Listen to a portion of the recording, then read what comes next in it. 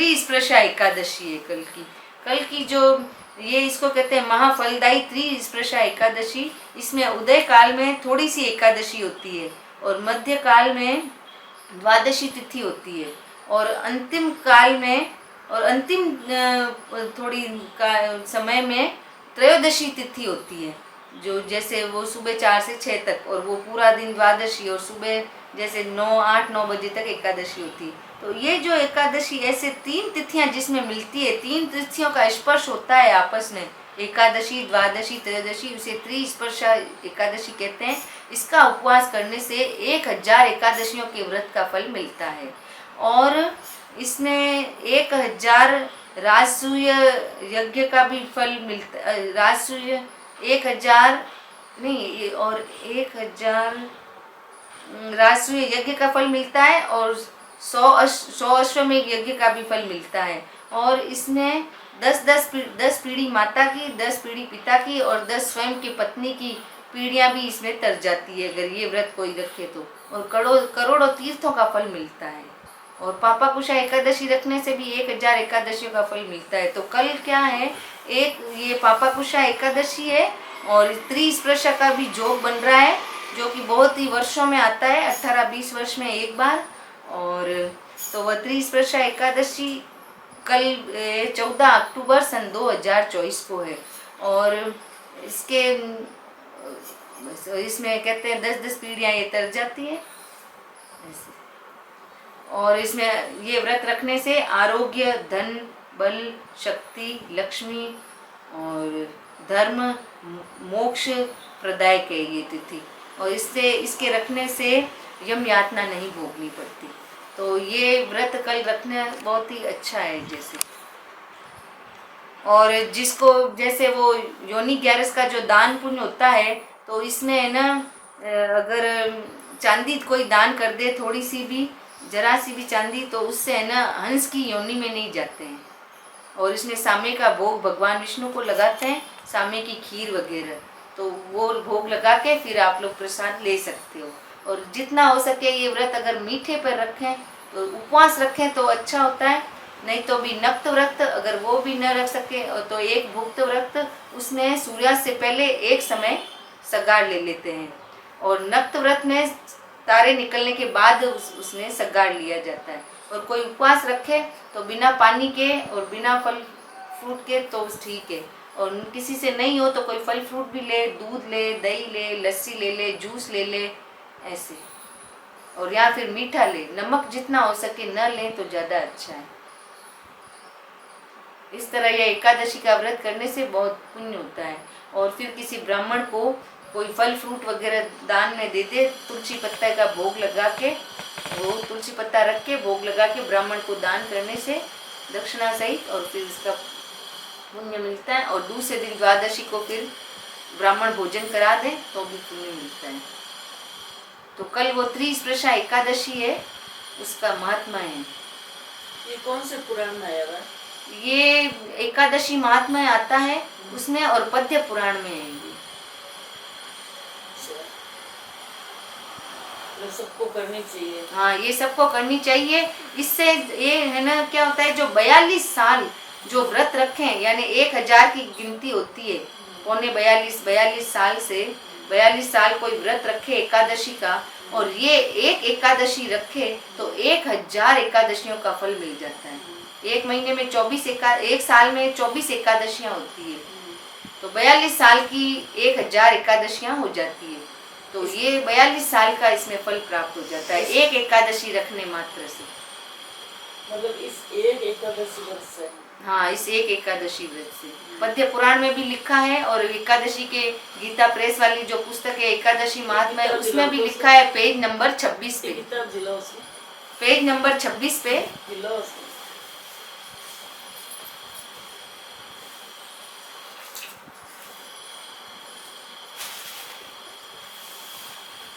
ये एकादशी महात्मा है, गीता प्रेस की तरफ से, गोरखनाथ वाली प्रेस से ये दिख रहा है। हाँ, गीता प्रेस गोरखपुर की। हाँ, और गीता प्रेस गोरखपुर की एकादशी व्रत का महात्मा है और इसमें ये लिखा है पेज नंबर 26 पे। ये यहाँ से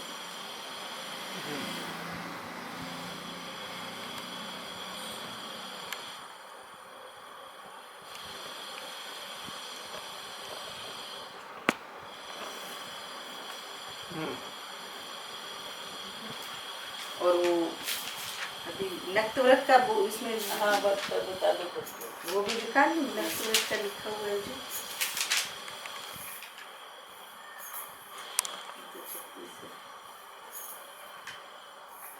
यहाँ आगे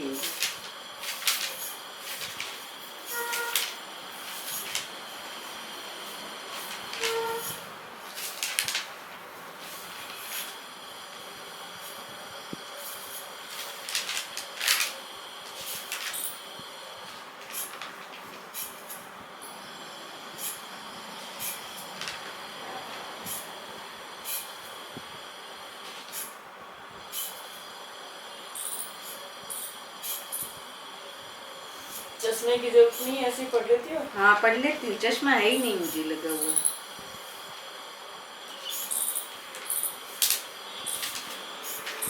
इसमें था तो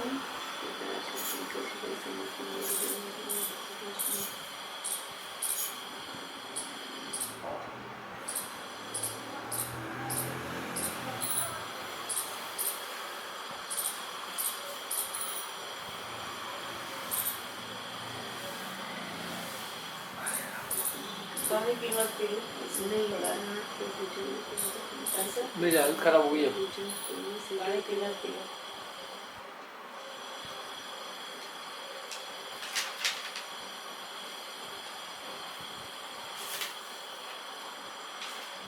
ये शायद इसमें ये लिखा था कि सन्यासी कब लें और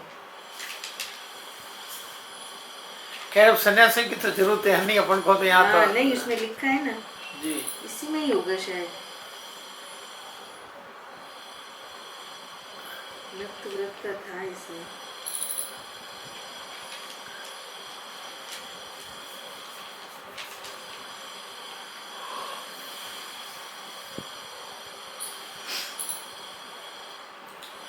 ये जिस महीने की एकादशी है वही पेज में होगा ना। हाँ आश्विन महीने की शुक्ल पक्ष की एकादशी है। हाँ वही निकल उसी में है।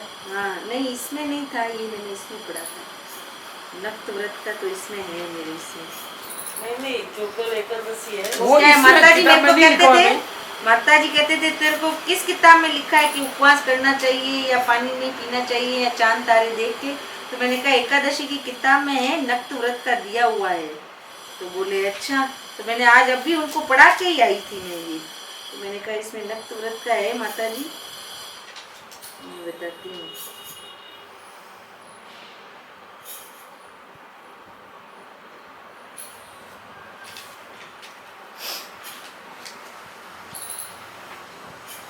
हाँ ये रहा, ये है इसमें देखो, मैं पहले बता देती हूँ आपको फिर देखना। ये हेमंत ऋतु में जब परम कल्याण में मार्ग की जाए तो इसके करना चाहिए। इस प्रकार ये कहता है कि दृढ़ता पूर्वक उत्तम व्रत का पालन करने वाला शुद्ध चित्त पुरुष दशमी को सदा एक भुक्त रहे अथवा सोच संतोषादि नियमों के पालन पूर्वक नक्त व्रत के स्वरूप को जानकर उसके अनुसार एक बार भोजन करे और दिन के 8वें भाग में जब सूर्य का तेज मंद पड़ जाता है उसे नक्त जानना चाहिए। नक्त व्रत भाई कोई कहता है क्या है, तो ये कह रहा है दिन के 8वें भाग में जब सूर्य का तेज मंद पड़ जाता है उसे नक्त जानना चाहिए और रात को भोजन करना नक्त नहीं है। गृहस्थ के लिए तारों के दिखाई देने पर नक्त भोजन का विधान है। भाई जरूरी नहीं है कि वो एकदम रात हो जाए। अब जैसे मैं तो बहुत लेट रात को 9-10 बजे, तो कहता है ऐसे नहीं भाई लेट, ये कह रहा है रात को भोजन करना नक्त नहीं है। गृहस्थ के लिए तारों के दिखाई देने पर नक्त भोजन विधान है और सन्यासी के लिए दिन के 8वें भाग में, क्योंकि उसके लिए रात में भोजन निषेध है। इसलिए एक कुंती नंदन दशमी की रात व्यतीत होने पर एकादशी को प्रातःकाल व्रत करने वाला पुरुष व्रत नियम ग्रहण करे और सवेरे तथा मध्या को पवित्रता के लिए स्नान करे। कुएं का स्नान निम्न श्रेणी का है। बस ये था इसमें। तो एक तो इसमें ये क्या है कि ये कह रहा है भाई शुरुआत कैसे करनी है व्रत की, कि भाई दृढ़ता पूर्वक उत्तम व्रत का पालन करने वाला शुद्ध चित्त पुरुष दशमी को सदा एक भुक्त रहे और अथवा सोच संतोषादि नियमों के पालन पूर्वक नक्त व्रत के स्वरूप को जानकर उसके अनुसार एक बार भोजन करे और दिन के 8वें भाग में जब सूर्य का तेज मंद पड़ जाता है उसे नक्त जानना चाहिए। इससे तो पृथ्वी पर में यज्ञ का जो फल होता है उसे 100 गुना अधिक फल एकादशी व्रत करने वालों को मिलता है। जिससे घर में तपस्वी और श्रेष्ठ ब्राह्मण भोजन करते हैं उसको जिस फल की प्राप्ति होती है वह एकादशी व्रत करने वालों को भी अवश्य मिलता है। और वेदांगों के पारगामी विद्वान ब्राह्मण को सहस्त्र गोदान करने से जो पुण्य होता है उससे 100 गुना पुण्य एकादशी व्रत करने वालों को प्राप्त होता है। और इस प्रकार व्रती को वह पुण्य प्राप्त होता है जो देवताओं के लिए भी दुर्लभ है। रात को भोजन कर लेने पर उससे आधा पुण्य प्राप्त होता है तथा दिन में एक बार भोजन करने से देहधारियों को नक्त भोजन का आधा फल मिलता है। जीव जब तक भगवान विष्णु के प्रिय दिवस एकादशी के उपवास को नहीं करता तभी तक तीर्थ दान और नियम अपने महत्व की गर्जना करते हैं। इसलिए हे पांडव श्रेष्ठ तुम इस व्रत का अनुष्ठान करो। यह गोपनीय उत्तम व्रत है जिसका मैंने तुमसे वर्णन किया है। हजारों यज्ञों का अनुष्ठान भी एकादशी व्रत की तुलना नहीं कर सकता।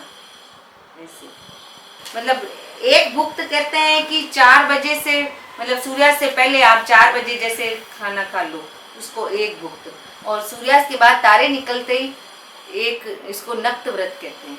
ऐसे होता है।